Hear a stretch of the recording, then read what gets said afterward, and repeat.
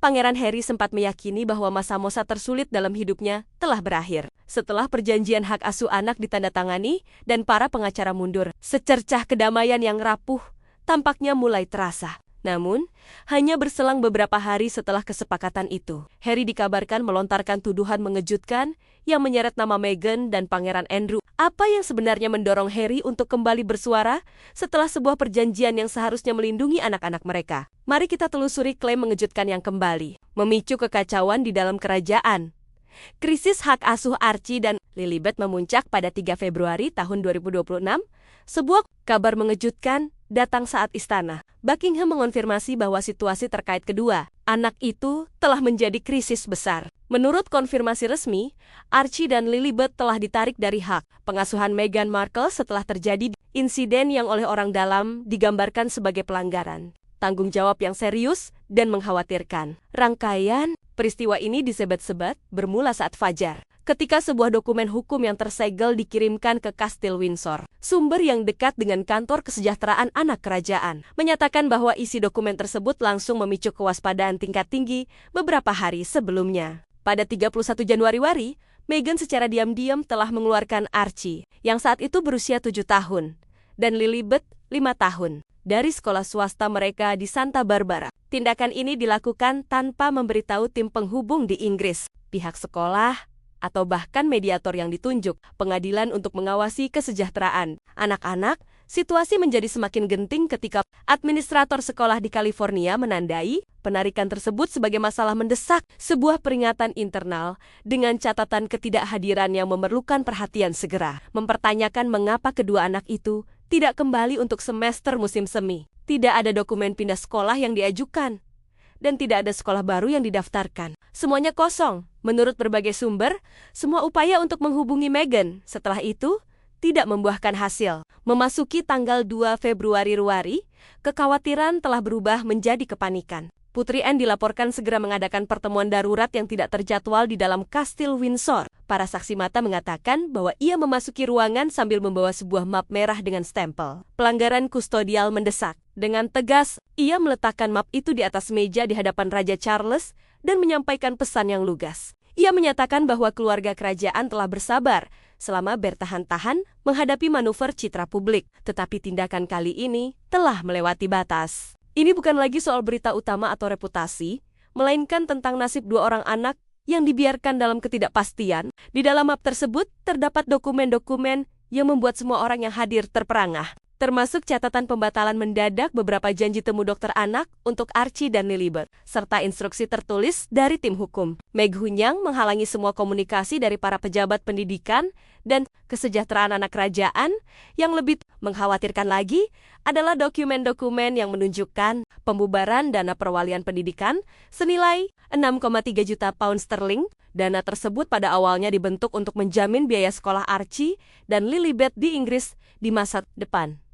Namun, dokumen yang paling eksplosif bertanggal 29 Januari, sebuah memo intelijen yang ditandai istimewa dan rahasia. Menurut grup penasihat intelijen kerajaan, Meghan telah menghabiskan 4 bulan terakhir untuk mempersiapkan sesuatu yang kini oleh orang dalam disebut sebagai pelepasan tanggung jawab keibuan secara total. Bukti yang ada diduga mencakup perjanjian kerahasiaan Dea dengan seorang pemodal media yang berbasis di Dubai. Perjanjian itu meminta penghapusan semua asosiasi keluarga di masa lalu menjelang peluncuran merek solonya. Terdapat juga memo yang menolak untuk berpartisipasi dalam rencana hak asuh bersama yang diusulkan oleh Pangeran Harry, serta kontrak internal Archewell yang memerintahkan penghapusan semua referensi tentang Archie dan Lilibet dari materi Spotify dan Netflix pada pertengahan 2026. Para penasihat hukum kerajaan dilaporkan sampai pada sebuah kesimpulan yang suram. Ini bukanlah pola asuh bersama. Seorang pejabat istana menyimpulkannya dengan cara yang mengerikan. Ini adalah upaya untuk menghapus identitas anak-anak itu. Putri Anne bergerak cepat. Ia memberi wewenang kepada Duchess Sophie dari Edinburgh untuk mengaktifkan prosedur perlindungan hak asuh darurat, sekaligus membuka kasus resmi yang mendokumentasikan dugaan pelepasan tanggung jawab oleh Meghan. Berkas tersebut segera disiapkan untuk diajukan ke Pengadilan Royal Chancery di Inggris dan Pengadilan Keluarga California di bawah yurisdiksi bersama di hari yang sama. Krisis ini menjadi semakin berat. Pangeran William secara tiba-tiba meninggalkan sebuah konferensi tingkat tinggi ekonomi di Manchester dan bergegas ke Windsor.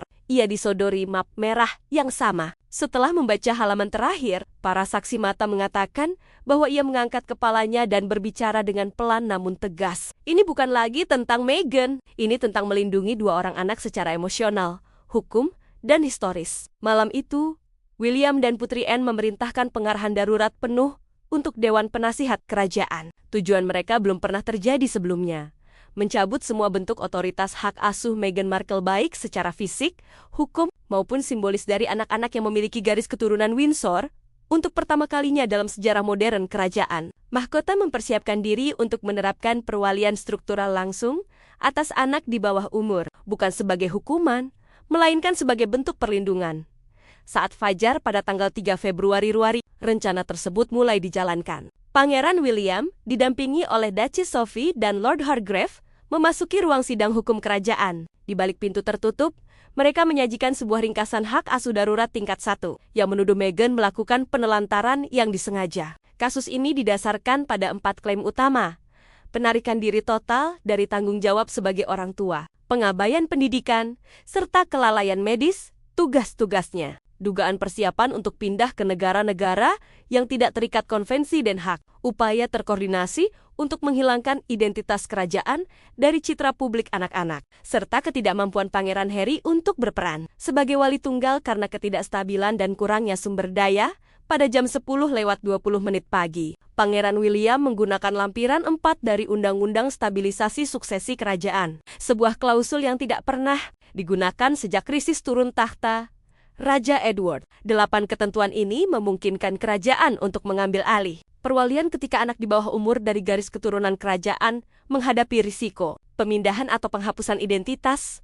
Suara Dewan Bulat. Keputusan yang diambil setelahnya mengirimkan gelombang kejutan ke seluruh dunia. Pertama, paspor kedua anak tersebut dibekukan, menghentikan semua perjalanan internasional tanpa persetujuan ganda dari Putri Anne dan Dewan Kesejahteraan Anak Kerajaan. Kedua, sebuah perintah perlindungan citra diterbitkan yang membekukan penggunaan komersial nama atau kemiripan Archie dan Lilibet selama 5 tahun di bawah Undang-Undang Privasi Windsor. Ketiga, Pangeran William meluncurkan dana restorasi kerajaan senilai 12 juta pound sterling yang didedikasikan untuk pemulihan emosional, pendidikan, dan reintegrasi jangka panjang mereka. Lalu, bagaimana istana menanggapi tindakan Meghan? Mari kita cari tahu lebih lanjut.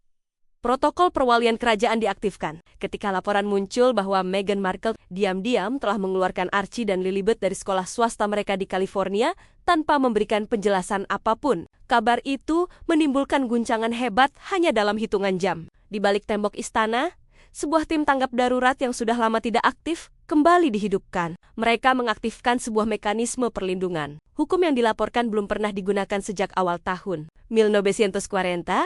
Pusat dari semua ini adalah protokol perwalian kerajaan, sebuah mekanisme berusia berabad-abad yang dirancang untuk melindungi anak-anak kerajaan jika keselamatan, identitas, atau peran mereka di masa depan diakini berada dalam risiko. Ini bukanlah aturan simbolis semata. Protokol ini ada untuk momen-momen yang dianggap sangat genting. Dan menurut orang dalam, situasi ini dipandang sebagai salah satu momen tersebut.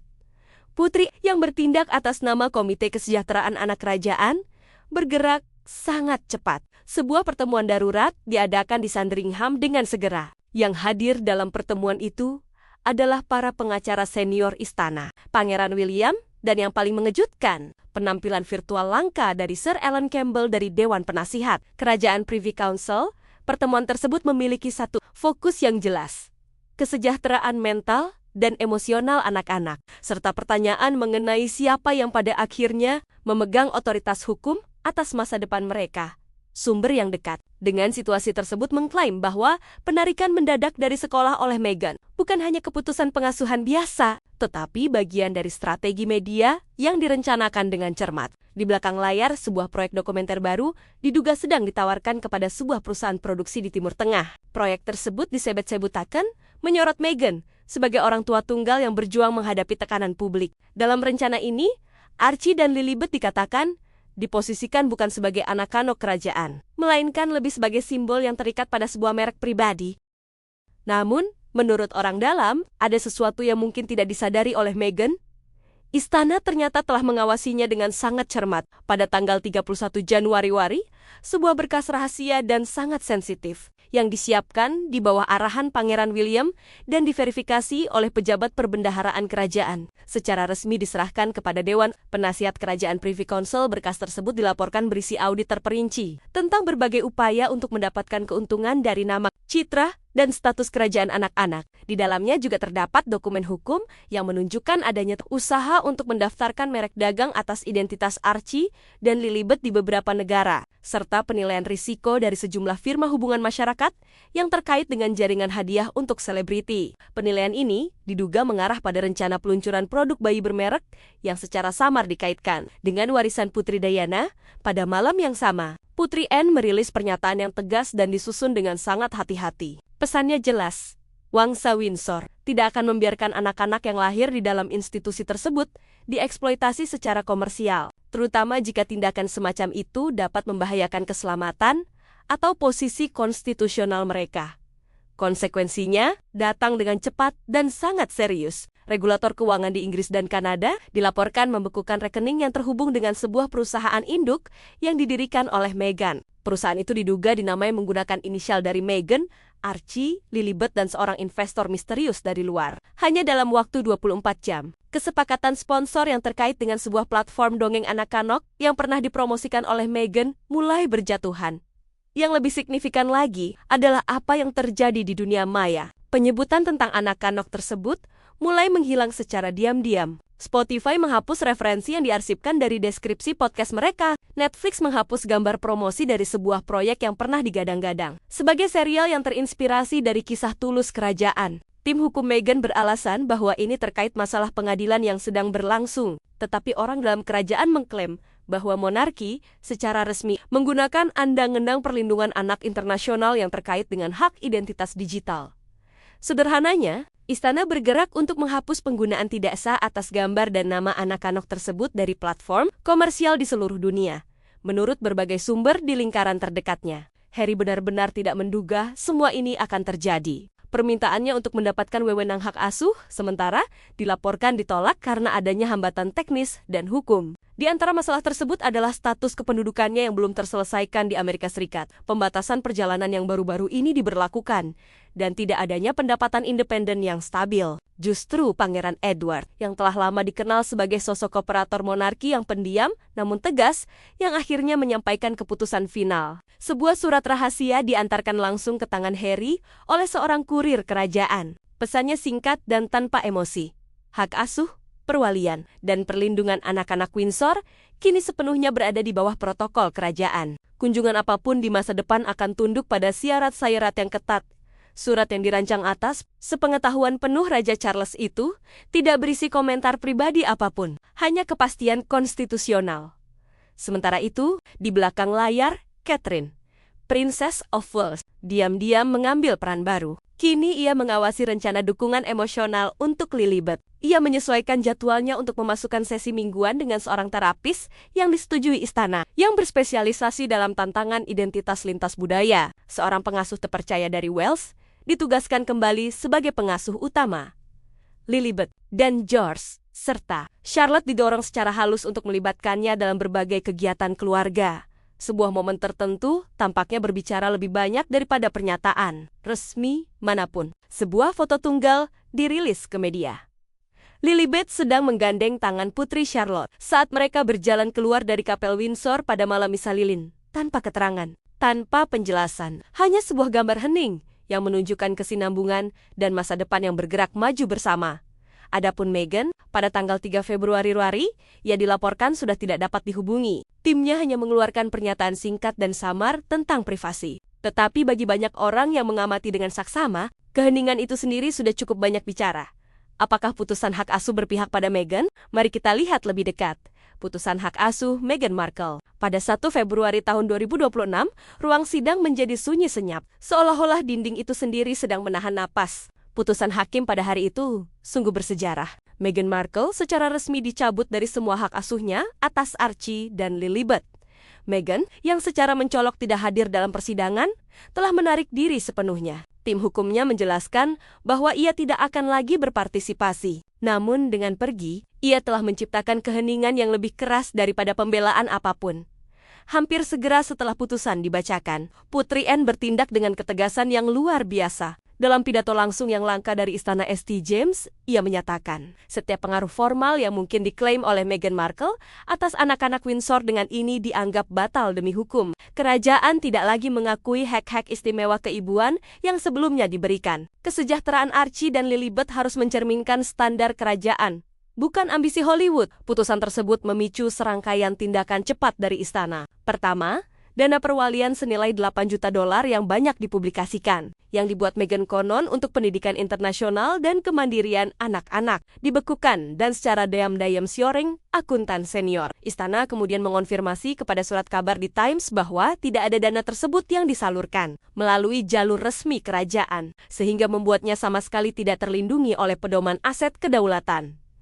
Selanjutnya, setiap kesepakatan komersial yang melibatkan nama Archie dan Lilibet, mulai dari serial kartun hingga dukungan merek mewah, dinyatakan batal demi hukum. Seorang sumber dari dalam istana menyampaikannya dengan lugas, anak-anak itu telah diperlakukan layaknya komoditas. Batasan itu tidak boleh dilanggar di bawah perjanjian Windsor. Kemudian, datanglah langkah yang paling drastis dari semuanya, melalui perintah resmi dari Pangeran William, dan di bawah arahan perwalian kedaulatan yang terakhir kali digunakan selama krisis. Turun takhta tahun 1936. Paspor Inggris kedua anak tersebut ditempatkan di bawah pengamanan keamanan kerajaan. Mereka kini secara hukum dilarang meninggalkan wilayah negara itu hingga mereka berusia 16 tahun, kecuali jika didampingi oleh wali yang disetujui oleh kerajaan.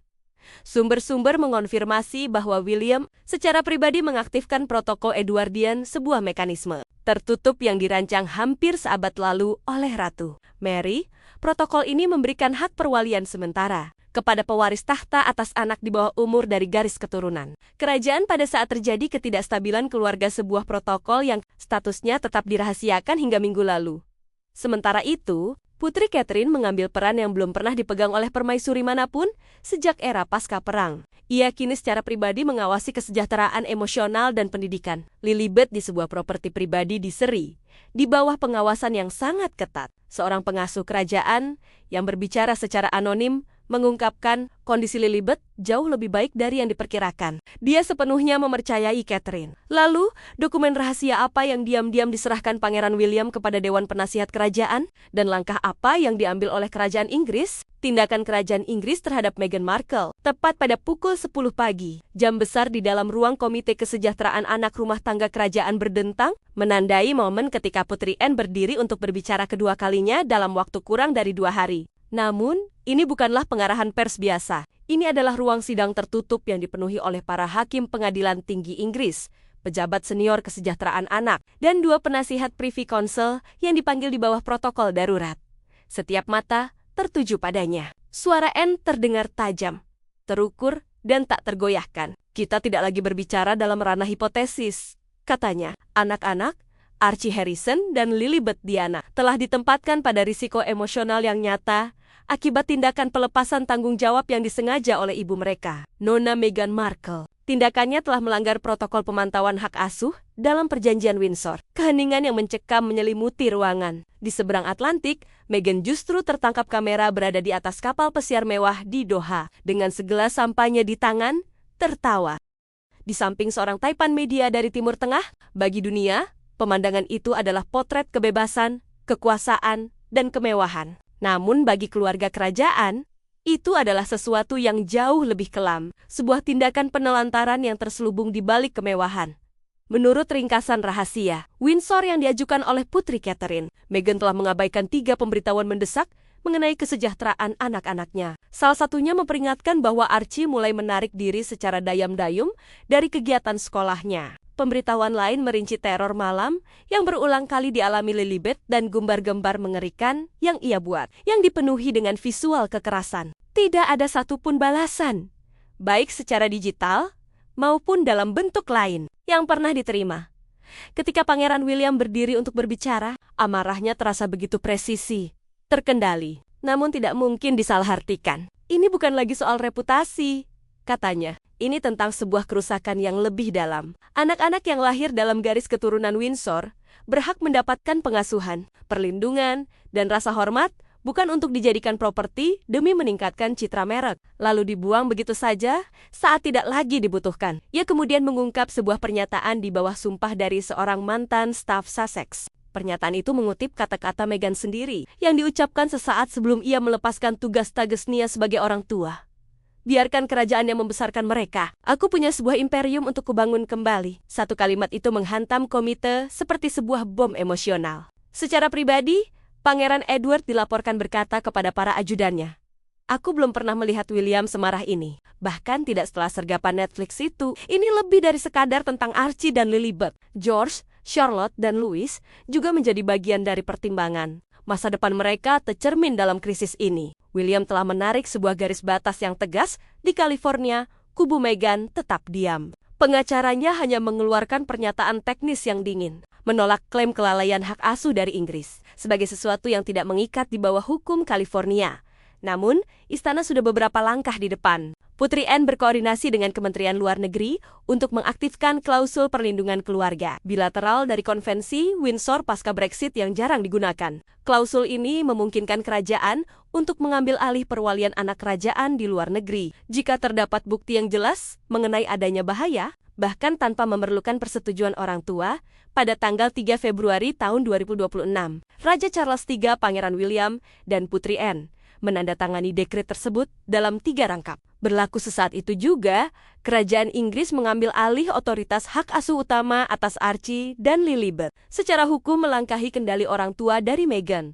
Tindakan terakhir dari operasi yang belum pernah terjadi. Sebelumnya ini datang dalam keheningan. Sebuah jet pribadi yang disewa oleh Kementerian Luar Negeri Inggris diam-diam mendarat di Bandara Santa Barbara. Di dalamnya terdapat 2 petugas kesejahteraan anak, seorang utusan hukum kerajaan, dan seorang spesialis trauma anak. Misi mereka diberi nama Sandi Operasi Dandelion. Jelas, mendokumentasikan kondisi, memastikan kepatuhan hukum, dan jika diperlukan, mengevakuasi anak-anak dengan hati-hati. Sementara itu, lingkaran dalam Meghan mulai retak. Tyler Perry, yang telah lama dianggap sebagai pelindungnya, dilaporkan menuntut jawaban. "Kenapa kau tidak memberitahuku tentang surat pemberitahuan dari istana?" Begitu isi pesan suaranya, yang kemudian bocor dan dihapus dengan cepat. Oprah Winfrey diduga menjaga jarak, marah karena namanya ikut terseret dalam drama keluarga tersebut. Bahkan podcast Meghan tahun 2026, yang dimaksudkan sebagai sebuah narasi penebusan, diam-diam ditarik dari peredaran setelah kelompok diskusi mengkritiknya sebagai konten yang tidak tulus, menampilkan citra keibuan yang dangkal dan terasa dingin secara emosional. Di tengah semua kekacauan itu, anak-anak tetap terlihat oleh publik secara tenang. Istana Kensington merilis sebuah foto tunggal yang bersahaja. Pangeran Louis dan Putri Charlotte duduk bersama Lilibet di Taman Mawar Windsor. Keterangannya singkat saja. Keluarga akan bertahan. Tidak ada drama, tidak ada kemeriahan, hanya sebuah pernyataan. Meghan mungkin telah mencoba lari dari kerajaan, tetapi kerajaan mengikutinya. Bukan dengan ancaman, bukan dengan pertunjukan, melainkan dengan hukum, perwalian, dan garis keturunan. Lalu, bagaimana Putri Charlotte masuk ke dalam semua ini? Mari kita lihat lebih dekat. Momen kerajaan Putri Charlotte. Ketika media di seluruh dunia ramai dengan berita utama tentang keruntuhan pernikahan Sussex di mata publik, sebuah cerita lain diam-diam terungkap di balik tembok megah Istana Kensington. Sebuah kisah tentang martabat, tradisi, dan peralihan tanggung jawab kerajaan yang cermat antar generasi. Saat tim hukum, Meghan Markle berjuang panik di Los Angeles untuk melindungi citra dan mereknya. Putri Charlotte dari Wales justru melangkah ke depan dalam sebuah momen yang terasa sangat alami, namun syarat akan makna. Itu adalah sebuah gestur kecil, namun mampu mengirimkan getaran ke seluruh monarki, seperti gema samar lonceng yang menarik perhatian pada takdir itu sendiri. Pada pagi hari, tanggal 1 Februari, kantor komunikasi istana merilis sebuah foto yang mengejutkan. Foto itu menunjukkan Putri Charlotte berdiri di samping Putri Anne dan Sophie, Duchess of Edinburgh, di sayap arsip kerajaan di Kastil Windsor. Charlotte, yang tampak tenang dan anggun, memegang sebuah pembuka surat antik bergagang gading yang dikabarkan pernah menjadi milik Ratu Elizabeth II pada tahan-tahan awal masa pemerintahannya. Di belakang mereka, sebuah potret Ratu Elizabeth muda menatap ke depan dengan intensitas agung, seolah menyaksikan momen itu terungkap dan secara diam-diam mewariskan kekuatannya kepada generasi berikutnya. Orang dalam menggambarkan citra itu sebagai transfer keteguhan hati Sebuah pesan kesinambungan yang halus, namun tidak mungkin disalahartikan. Bukanlah sebuah kebetulan. Pagi itu juga, Meghan Markle mengalami kemunduran hukum. Upayanya untuk mengklaim kompensasi yang terkait dengan warisan Putri Diana secara resmi ditolak oleh sebuah komite penasihat kerajaan yang diketuai oleh Putri Anne sendiri. Putusan tersebut menegaskan dengan sangat jelas dalam istilah hukum yang ketat, tidak ada individu yang boleh mengeksploitasi ingatan atau warisan Diana, Princess of Wales, untuk keuntungan komersial tanpa izin eksplisit dari penguasa monarki. Pernikahan saja tidak memberikan hak semacam itu. Keputusan tersebut sangat presisi dan terukur, memberikan pukulan telak tanpa perlu pertunjukan di depan publik. Di Los Angeles, Meghan dilaporkan sangat terkejut. Beberapa media hiburan menyebutkan bahwa ia sebenarnya mengharapkan setidaknya sedikit kelonggaran dari Raja Charles. Namun sebaliknya, Raja sepenuhnya mendukung keputusan Putri Anne dengan merujuk pada sebuah memorandum rahasia yang telah disiapkan oleh Ratu Elizabeth pada tahun 2020, menjelang perayaan Platinum Jubilnya. Dokumen itu menguraikan perlindungan terhadap klaim tidak sah atas warisan kerajaan sebuah pengaman tak terlihat yang kini terbukti sangat menentukan. Kembali di Windsor, foto Charlotte dengan cepat menarik imajinasi publik. Para pengamat mencatat bahwa ini adalah pertama kalinya ia secara resmi dikaitkan dengan tugas kerajaan yang bersejarah. Yang lebih signifikan lagi adalah dengan siapa ia tampil bersama. Putri Anne, penegak aturan yang paling dipercaya oleh Ratu, dan Sophie, ahli strategi istana yang halus namun brilian. Bersama-sama, ketiganya membentuk sebuah segitiga simbolis. Sosok yang telah menjaga mahkota melewati krisis, sosok yang memperkuatnya melalui disiplin modern, dan sosok yang sedang dipersiapkan dengan lembut untuk melindunginya di masa depan. Seorang sumber istana mengatakan kepada surat kabar The Times, Putri Charlotte tidak akan tumbuh besar dengan menyaksikan monarki dibongkar oleh oportunisme. Itu adalah prinsip inti di tahan-tahan terakhir Ratu. Dan Catherine serta William berkomitmen penuh untuk menjaganya. Puncak emosional hari itu datang kemudian. Putri Catherine, yang masih dalam masa pemulihan dari prosedur medis baru-baru ini, muncul sejenak di balkon istana bersama Charlotte selama upacara penghargaan amal untuk anak-anak, mengenakan mantel biru tua yang lembut dan bros safir peninggalan mendiang ratu. Catherine meletakkan tangannya dengan lembut di bahu Charlotte sebelum melangkah mundur. Charlotte kemudian menerima sebuah rangkaian bunga kecil dari salah seorang anak. Momen itu hanya berlangsung kurang dari 15 detik. Tetapi pesannya sangat jelas. Tradisi, kesinambungan, dan keanggunan akan terus bertahan. Sementara itu, di California, pengacara Meghan mengajukan petisi yang telah direvisi. Mereka menuntut peningkatan tunjangan untuk perlindungan gaya hidup. Dengan alasan adanya tekanan psikologis ekstrem yang mereka sebut sebagai akibat dari penelantaran oleh kerajaan. Apakah perceraian Sussex masih berlanjut? Dan siapa yang kini memegang kendali akhir atas anak-anak? Mari kita telusuri lebih lanjut. Keretakan hubungan Sussex telah bertransformasi dari sebuah kisah kerajaan yang tragis menjadi sebuah persoalan yang diselesaikan di depan umum. Debat mengenai hal ini mendominasi media sosial, acara bincang-bincang pagi, dan halaman depan tabloid Inggris. Kontrasnya sangat tajam dan tidak bisa diabaikan. Di satu sisi, Meghan masih berusaha keras mengendalikan narasi dan citranya. Sementara, di sisi lain, keluarga kerajaan bertindak dengan ketegasan dan otoritas yang tak tergoyahkan.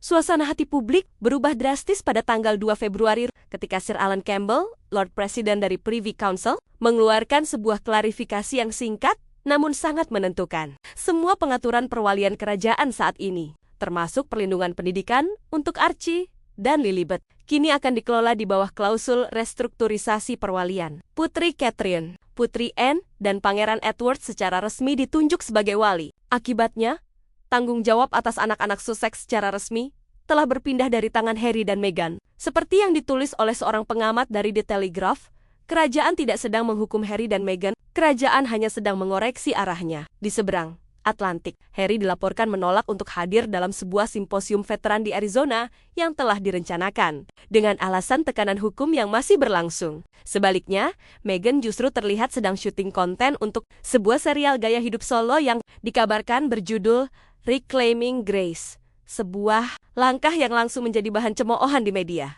Inggris sebagai upaya putus asa untuk memoles citranya pada tanggal 1 Februari tahun 2026, di tengah minggu yang penuh dengan dampak dari konfirmasi perpisahan Harry dan Meghan. Putri Catherine dan putrinya, Putri Charlotte, membuat penampilan tak terduga di sebuah acara amal David's Trust.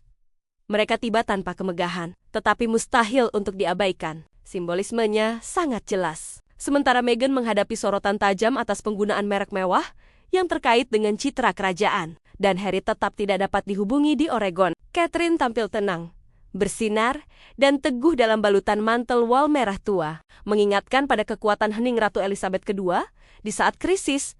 Namun, Charlotte lah yang mencuri perhatian. Sambil memegang sebuah jurnal kecil bersulam tulisan harapan, ia melangkah maju saat berhadapan dengan barisan pers dan dengan percaya diri yang mengejutkan menyatakan, "Kami bukanlah mata uang. Kami bukanlah cerita untuk dijual." Kata-katanya membuat para awak media tertegun. Tidak ada anak kerajaan dalam ingatan publik yang pernah berbicara begitu jelas di depan umum. Para ajudan istana yang tampak terguncang beberapa menit kemudian mengonfirmasi bahwa Catherine telah menyetujui pernyataan Charlotte. Tindakan yang tenang namun sangat kuat ini adalah pesan terjelas dari Catherine. Penggunaan Archie dan Lilibet sebagai senjata untuk keuntungan pribadi tidak akan ditoleransi. Beberapa jam kemudian, seorang sumber senior kerajaan mengungkapkan bahwa Catherine telah menyusun sebuah memorandum pribadi yang kini beredar di kalangan penasihat konstitusional dan komite kesejahteraan anak yang dikenal sebagai doktrin perlindungan. Dokumen tersebut menetapkan perlindungan tegas bagi anak-anak kerajaan, merujuk pada presiden hak asuh Ratu Elizabeth II,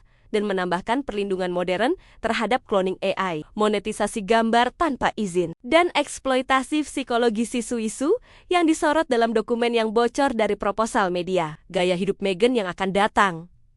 Sementara itu, tim Meghan di California bergegas untuk mengendalikan narasi. Juru bicaranya mengunggah sebuah cerita Instagram yang dianggap tidak peka, mengklaim bahwa Meghan selalu mendukung suara anak-anak dengan menampilkan foto Archie sedang memanggang kue. Istana dengan cepat membalas dengan pernyataan yang tajam. Pemberdayaan bukanlah manipulasi. Perlindungan bukanlah penghalangan. Keheningan bukanlah ketidakhadiran. Waktunya tidak mungkin lebih buruk. Laporan telah muncul bahwa Meghan telah mencoba mendaftarkan Archie di sebuah agensi bakat untuk segmen memasak anak-anak bermerek yang didukung oleh sponsor mewah dari Qatar, yang secara internal disebut Sussex Kitchen. Kekhawatiran mengenai hal ini sudah diangkat oleh Dewan Etika Penyiaran Inggris. Dengan adanya restrukturisasi di dalam rumah tangga kerajaan, Pangeran Edward kini memiliki wewenang untuk meninjau penggunaan citra anak-anak kerajaan di luar negeri. Konsekuensinya melampaui sekadar reputasi. Dokumen Sussex Foundation yang bocor dan sedang diaudit di Inggris dan AS menunjukkan sebuah rencana pemasaran keluarga yang disetujui oleh Meghan pada bulan Januari yang merinci potensi penampilan Lilibet di sekolah, sponsor pakaian, dan tanggal peluncuran di media sosial. Putri Anne, dengan gaya bicaranya yang belak-belakan, mengatakan kepada wartawan, tidak ada yang namanya peluncuran merek untuk anak-anak. Tidak ada kalender pers untuk martabat. Aku tidak akan membiarkannya. Beberapa jam kemudian, Komite Kesejahteraan Anak Istana memberikan suara pada langkah-langkah darurat yang dipimpin oleh Anne, William, dan Sophie. Mereka memberikan Pangeran William pengawasan bersama sementara atas privasi Archie dan Lilibet hingga pengadilan. California menyelesaikan masalah hak asuh. Untuk pertama kalinya, monarki menggunakan hak klausul gambar non-konsensual di bawah Undang-Undang Privasi Kerajaan 2023, yang secara efektif mencegah Meghan menggunakan anokanania dalam konten promosi atau yang dimonetisasi.